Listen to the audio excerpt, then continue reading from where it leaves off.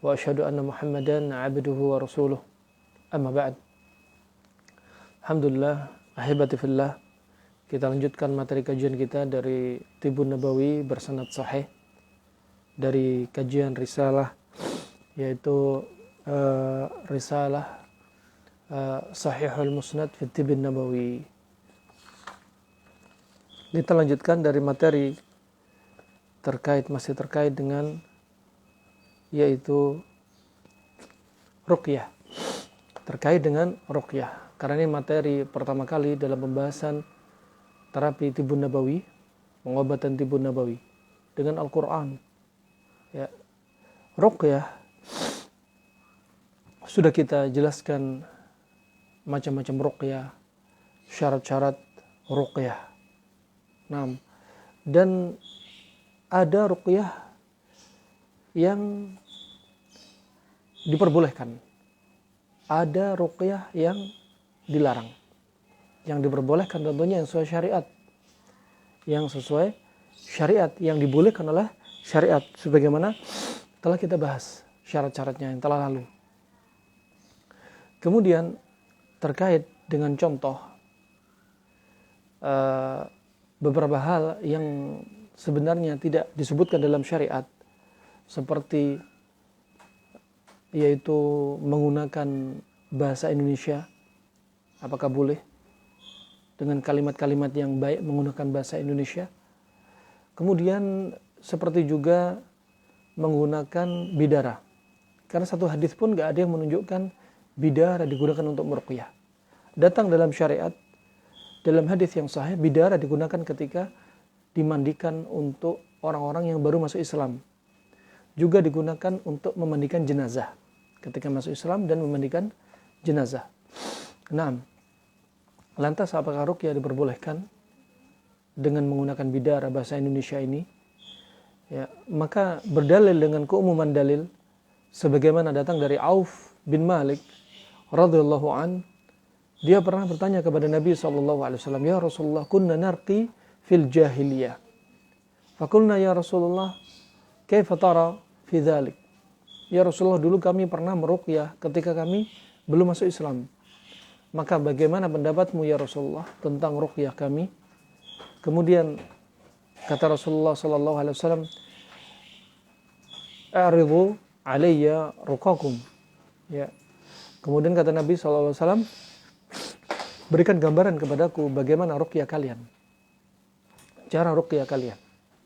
Setelah digambarkan bagaimana ruqyahnya Auf bin Malik sebelum masuk Islam, kemudian kata Nabi SAW menjawab, la ba'sa biruqa ma lam yakun fihi syirk. Kata Nabi SAW, tidak mengapa dengan ruqyah selama tidak terkandung padanya unsur kesyirikan. Daun bidara tidak ada padanya unsur kesyirikan.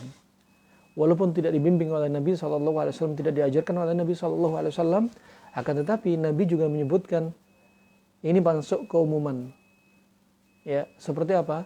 Yaitu tidak mengapa ruqyah dengan cara yang selama itu tidak ada padanya unsur kesyirikan. Nah, jika ada padanya unsur kesyirikan, maka tidak diperbolehkan. Unsur kesyirikan baik itu berupa keyakinan ataupun amalan. Keyakinan misalkan, udah kalau nggak diruqyah dengan daun bidara pasti nggak akan sembuh. Ini nggak boleh. Daun bidara hanya sebab perantara, kesembuhan hanya milik Allah. Nah, ini terjadi pada masalah keyakinan si ruqyah. Kemudian dengan ruqyah, yaitu dengan amalan kesyirikan. Misalkan dengan menggunakan media apa? Mediasi jin. Maka demikian haram, sama dengan syirik. Minta bantuan kepada selain Allah, dalam hal ini syirik. Nah, isti'anah bil jin, minta bantuan kepada jin, haram. Nah, demikian rahmatullah. Berarti daun bidara diperbolehkan. Karena ada yang mengatakan ruqyah dengan daun bidara adalah perkara muhdats. Ya, yang tidak boleh dilakukan, perkara yang baru yang tidak boleh dilakukan. Ini adalah pendapat Syekh Albani rahimahullah. Akan tetapi menurut pendapat yang lainnya, bahkan Al-Hafidz Ibnu Hajar mengamalkan orang yang meruqyah menggunakan 7 lembar bidara. Ya, ini bukan berdasarkan dalil, akan tetapi tajrubah. percobaan. Nah, begitu pula Syekh Ibnu Baz juga demikian, membolehkan menggunakan daun bidara. Sekali lagi itu hanya perantara sebab, jangan sampai menjadi keyakinan kalau nggak pakai daun bidara nanti nggak akan sembuh. Ini kerusakan akidah pada seorang peruqyah, menunjukkan lemahnya iman dia. Ya, orang yang imannya kuat yakin Allah lah yang menyembuhkan. Pakai daun bidara nggak pakai daun bidara, hanya Allah yang menyembuhkan, itu hanya perantara sebab. Nah, demikian rahimakumullah, hadis ini riwayat Imam Muslim. Ya, tidak mengapa dengan ruqyah selama tidak ada unsur kesyirikan. Barakallahu fikum. Dan orang yang meruqyah pakai mediasi jin, ya, ruqyah pakai cara-cara yang ada padanya unsur kesyirikan. Misalkan orang yang diruqyah pakai kalung yang sudah kalung isinya ada rajanya, ya, tulisan-tulisan enggak difahami maknanya, atau ruqyah dengan cara-cara yang mamnu'ah, ghairu masyru'ah, yang tidak disyariatkan, maka ini bisa masuk dalam konteks hadis Nabi sallallahu alaihi wasallam dari Ibnu Mas'ud radhiyallahu an, yang mana Nabi bersabda, innar ruqa wat tamaim wat tiwalah minasyirk.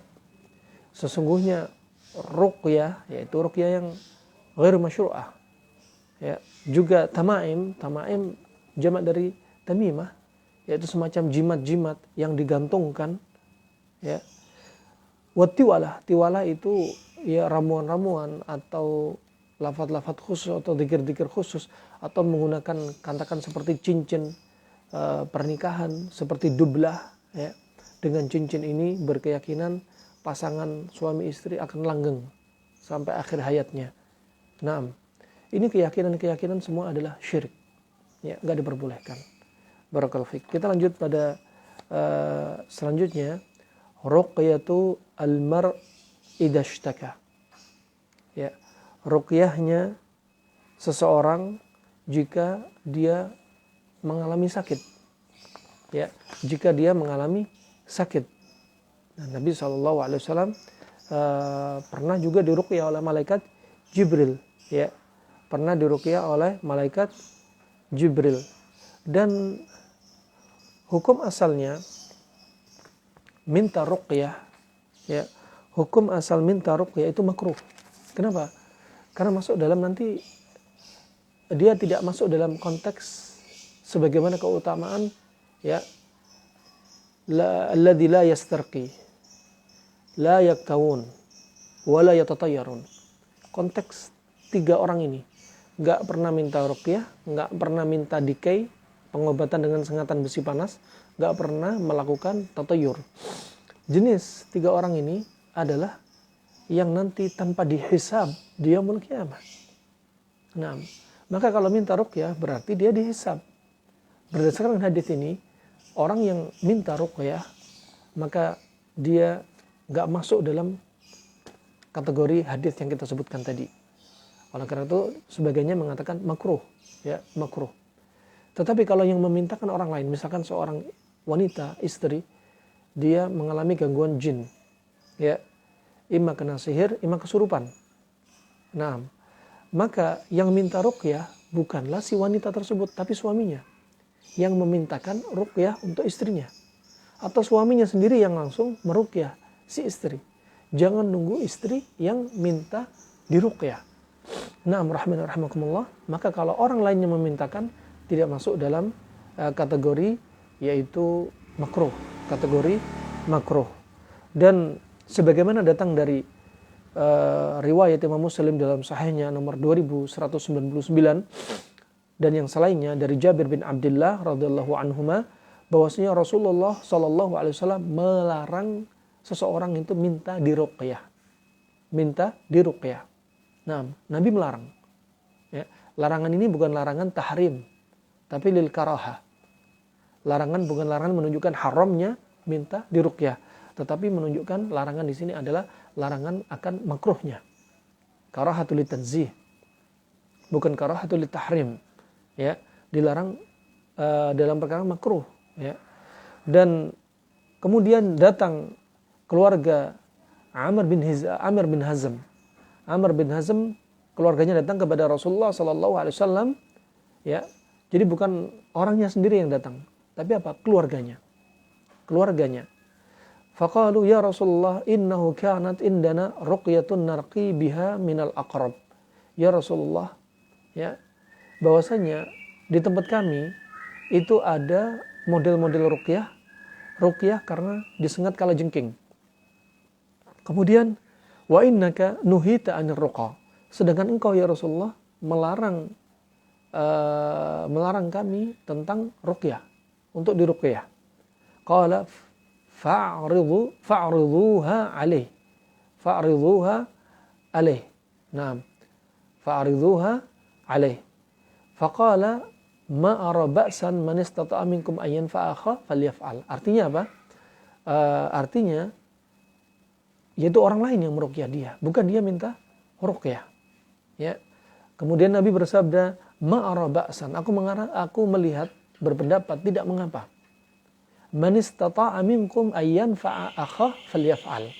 Barang siapa bisa memberikan manfaat kepada saudaranya, maka laksanakan. Nah, ini adalah tugasnya misalkan dokter, terapis, herbalis, dan raqi, orang yang meruqyah. Kalau ada saudaranya yang sakit, dibantu, ditangani. Ya. Terlebih orang yang kena gangguan jin,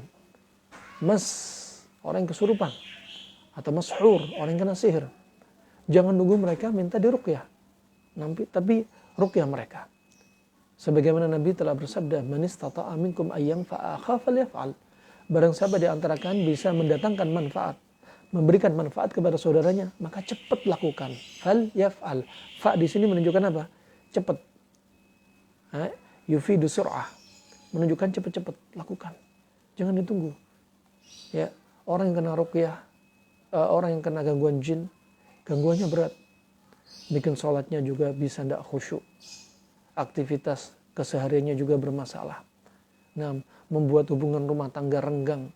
Maka cepat, yang tahu dia ada gangguan jin, ahli ruqyah, cepat datangi keluarganya bahwa si fulan perlu diruqyah. Atau Anda sebagai keluarganya cepat datangi kepada yang biasa meruqyah untuk menerapi saudara Anda, istri Anda. Nah, barakallahu fikum. Maka tidak mengapa, karena banyak terjadi gagal paham. Dipikir orang yang kena sihir gak boleh minta ruqyah, keluarganya juga gak boleh minta ruqyah. Ini salah paham. Nah, barakallahu fikum. Dan yang di sini ruqyah yang dilarang Nabi SAW secara umum adalah yaitu pada orang itu sendiri. Jika orangnya dia minta, Kemudian rahimakumullah,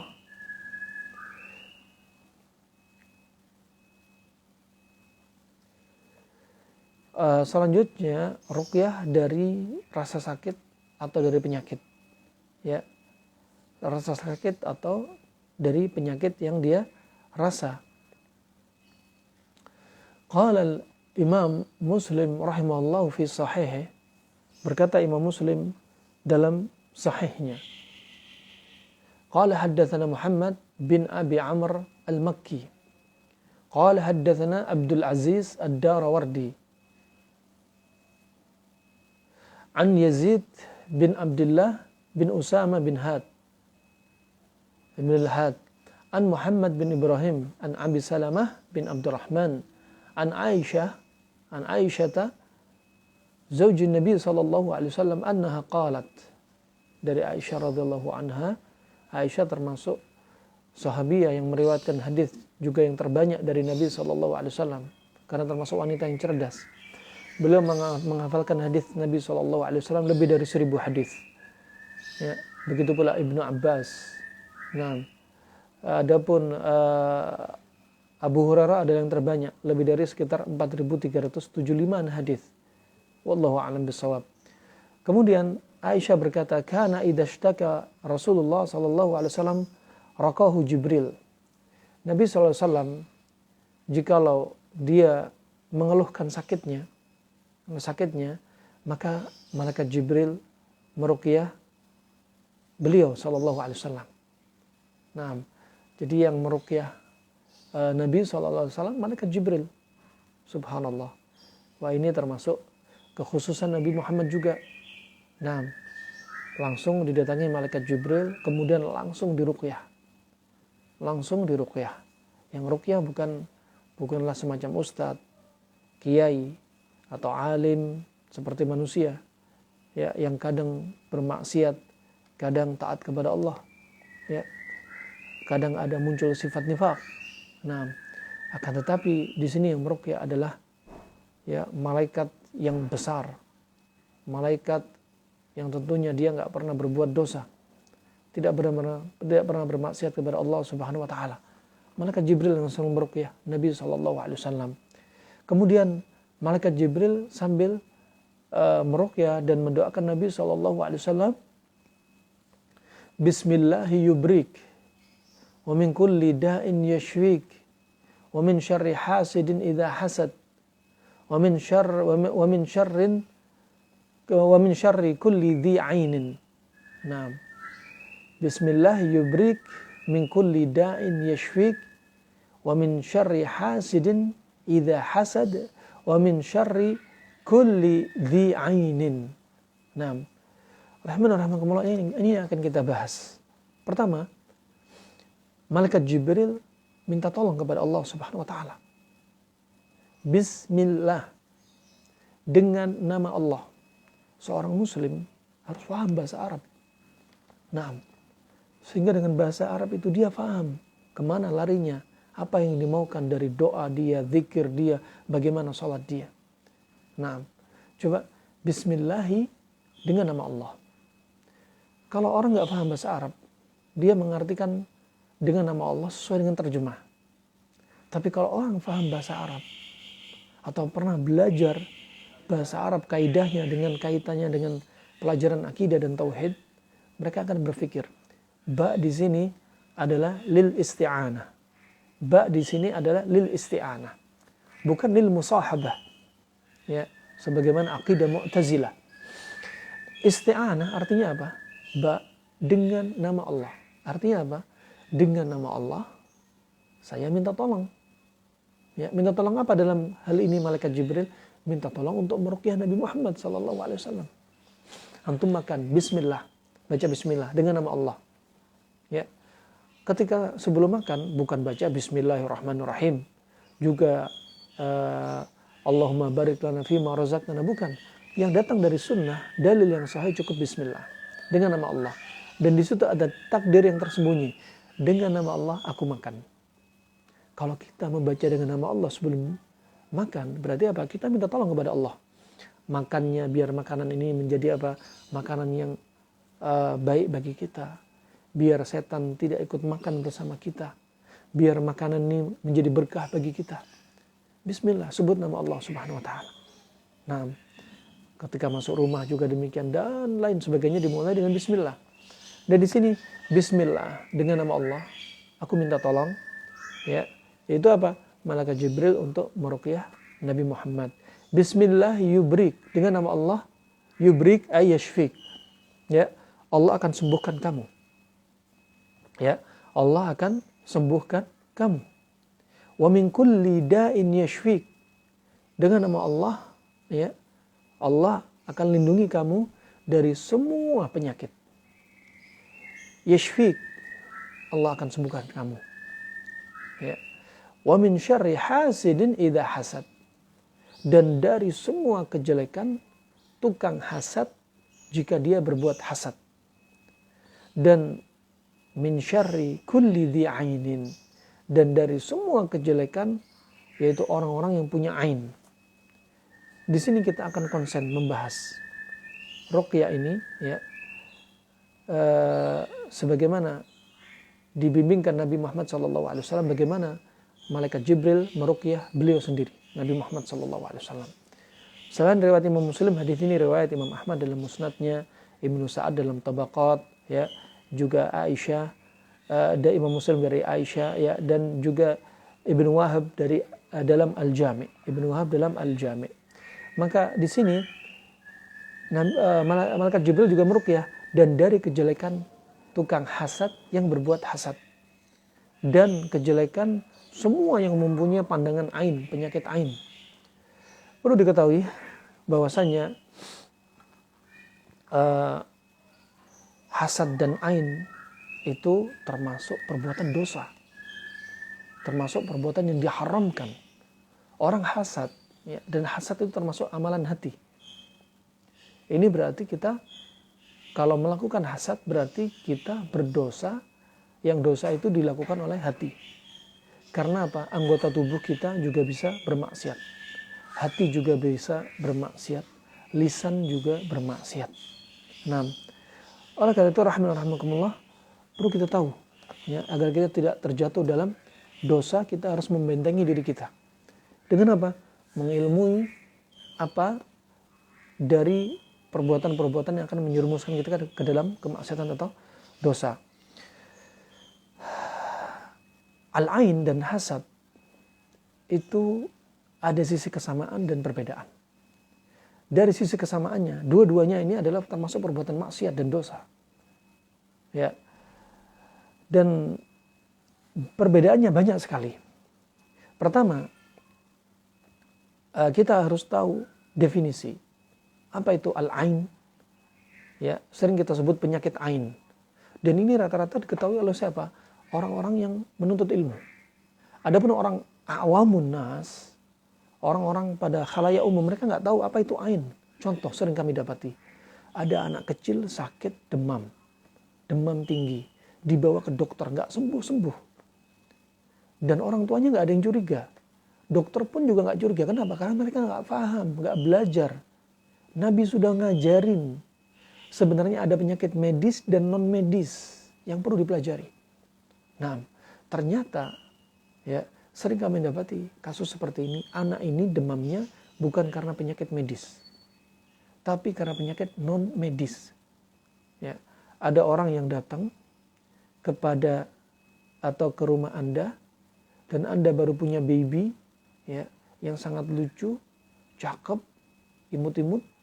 Kemudian tamu Anda ini datang, imam tetangga, imam kerabat yang datang dari jauh, ya, datang ke rumah Anda, ngelihat putra atau putri Anda yang baru lahir.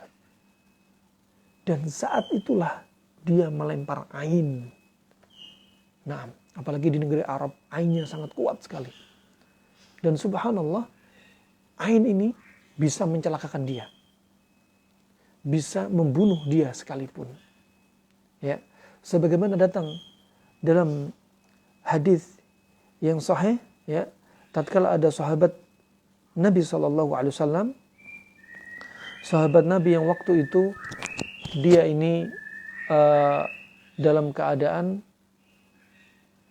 sahabat Nabi ini sedang keluar berdua ini.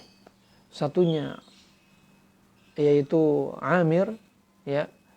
Satunya Amir bin Rabi'ah dan satunya Sahal bin Hunayf.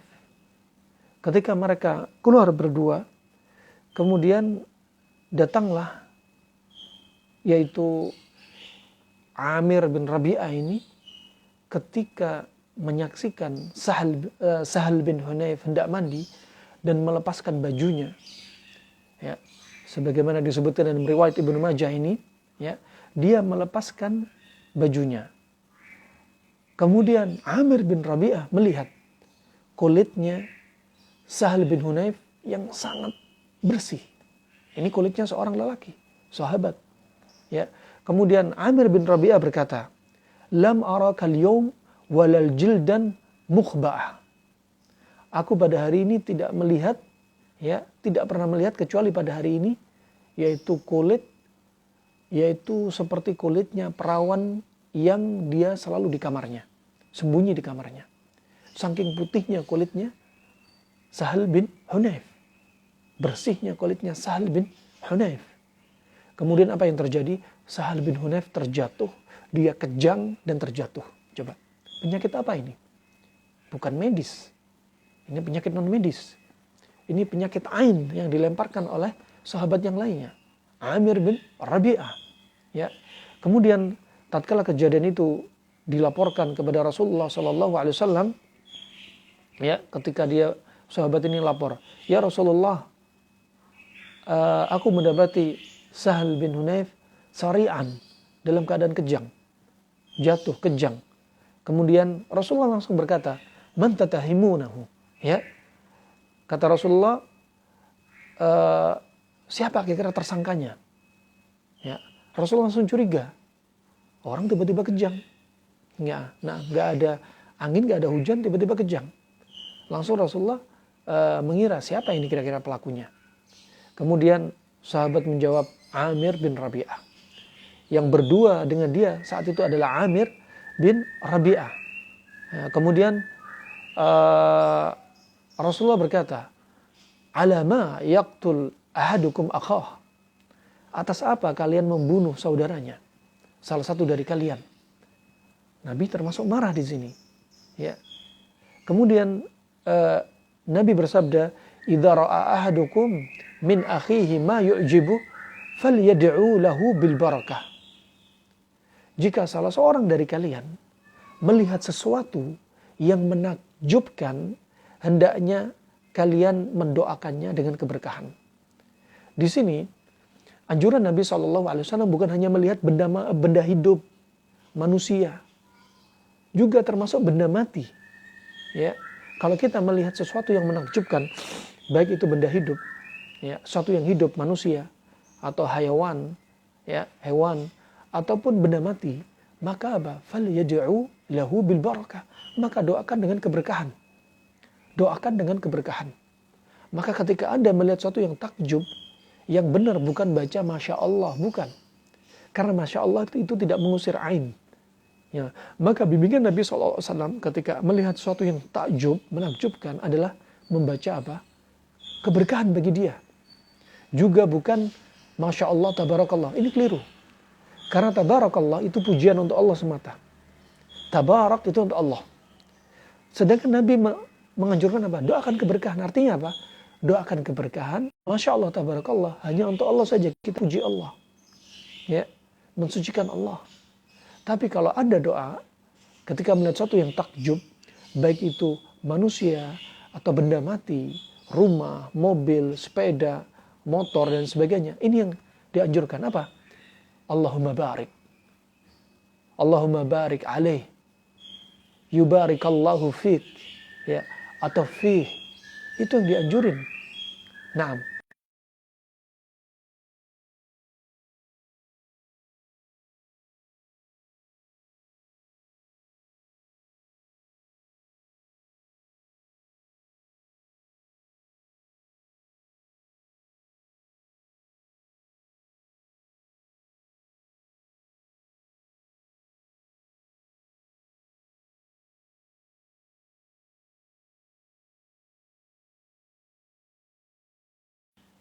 Itu dari sisi kita. Biar kita nggak ngelempar. Kalau kita ternyata ngelempar, berarti kita sudah berbuat maksiat. Dosa. Hati kita diangkat ke mata, kemudian dilempar ke benda atau objek yang dilihat. Sehingga celaka. Fa ini Amir bin Rabi'ah telah terjatuh dalam satu kesalahan. Ya, sehingga menyebabkan gara-gara ucapan dia, pandangan mata dia, ya, menyebabkan Sahal bin Hunayf sarak, kejang, dan kemudian jatuh. Nah, sekarang kalau sudah terjadi, apa solusinya? Di sini Nabi SAW melanjutkan, ya, karena sudah terjadi, Amir bin Rabi'ah sudah melempar ain kepada Sahal bin Hunayf. Kemudian Nabi SAW da'a bima fa'amara Amiran ayyatawadda'a faghasala wajhahu wa yadayhi ila al-mirfaqain wa rukbatayhi wa dakhila izarihi wa amarahu ayyasubba alaih. Kemudian Nabi meminta air agar Amr bin Rabi'ah berwudu. Setelah dia wudu, kemudian apa? Dimandikanlah Sahal bin Hunayf dengan air wudu si pelempar ain. Dalam hal ini Amr bin Rabi'ah. Ain itu sifatnya panas, air wudu sifatnya dingin. Nah, barakallahu fik. Dan wudu tadi untuk membakar setan-setan yang berjalan di pembuluh darah. Inna syaitana yajri majrad dam. Kemudian Sahal bin Hunayf langsung tersadar dan dia bisa berdiri. Coba. Nah, ini pengobatan Nabi. Kalau anak Anda demam, dan Anda nggak tahu sebabnya, ujuk-ujuk tiba-tiba saja langsung demam, dan ada menjadi tersangka, dia melempar air, maka cari orang tersebut untuk dia berwudu dan mandikan dengan air wudu tersebut. Kalau ternyata orang tersebut nggak bisa Anda cari karena dia musafir, maka apa?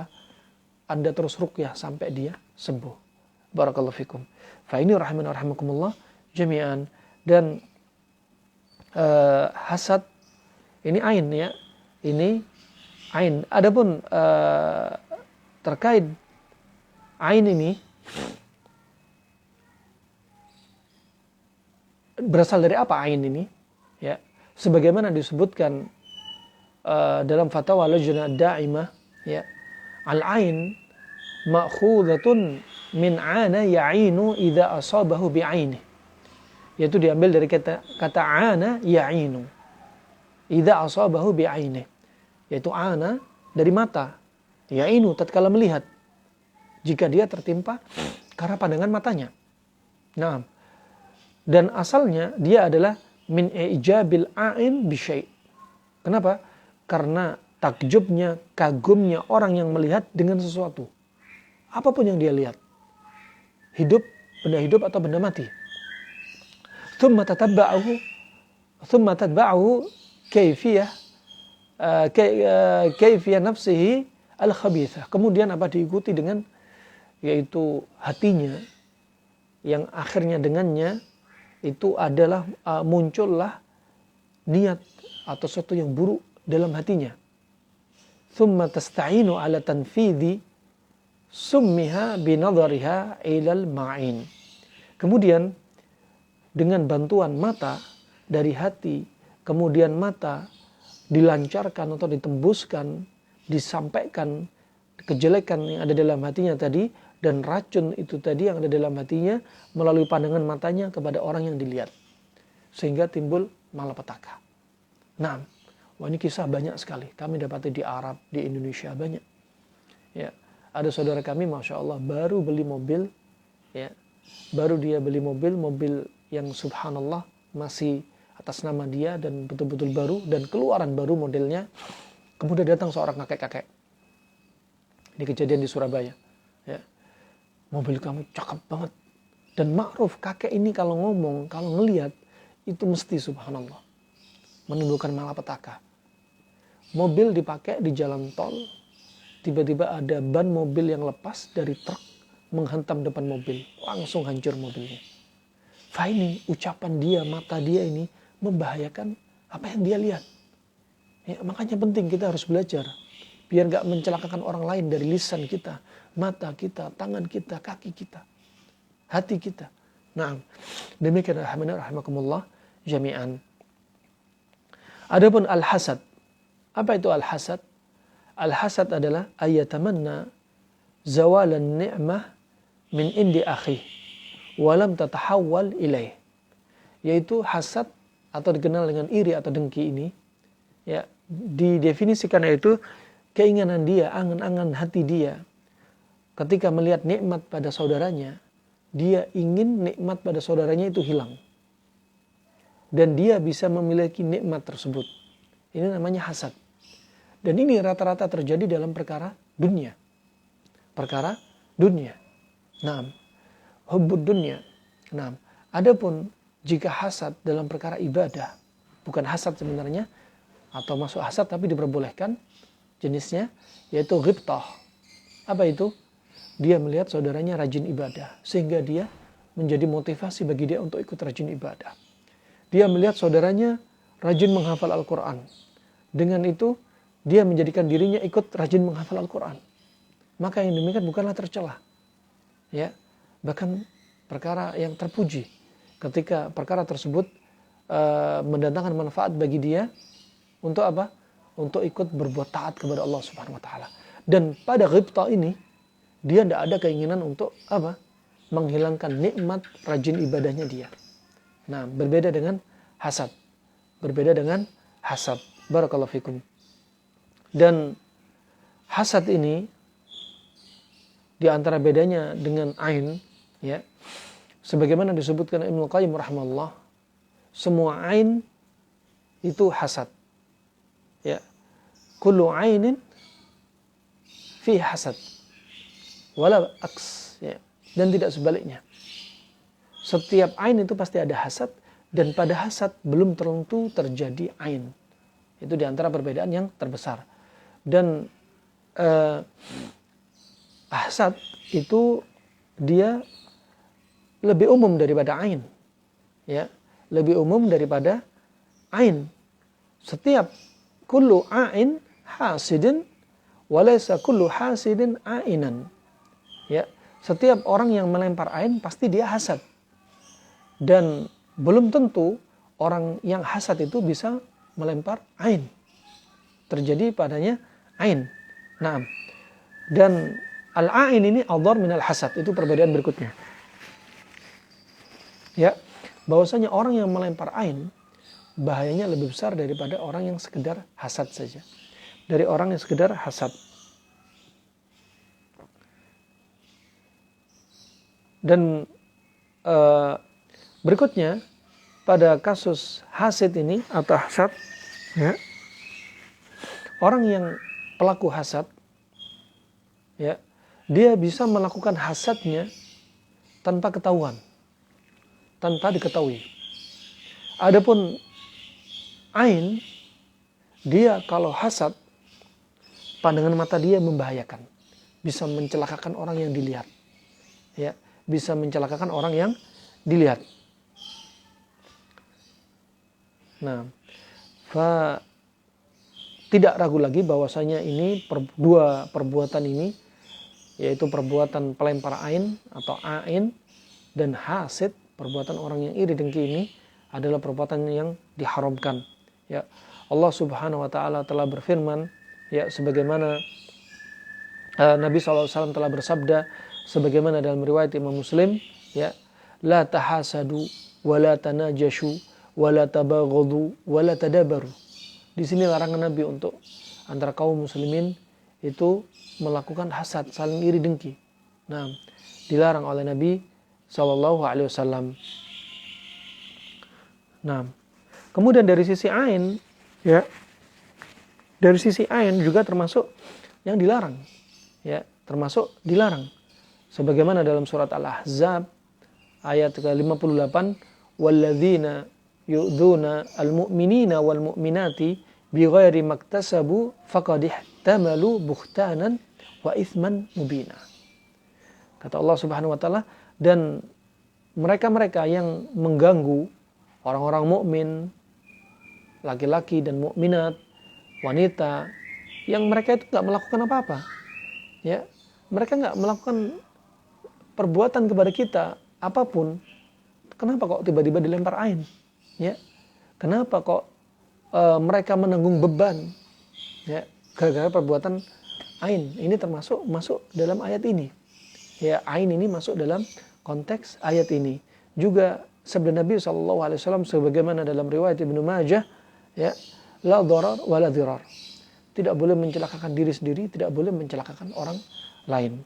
Maka ini insya Allah pertemuan kita hari ini masih pertemuan satu hadis pertama terkait dengan ruqyah ketika seorang merasakan sakit.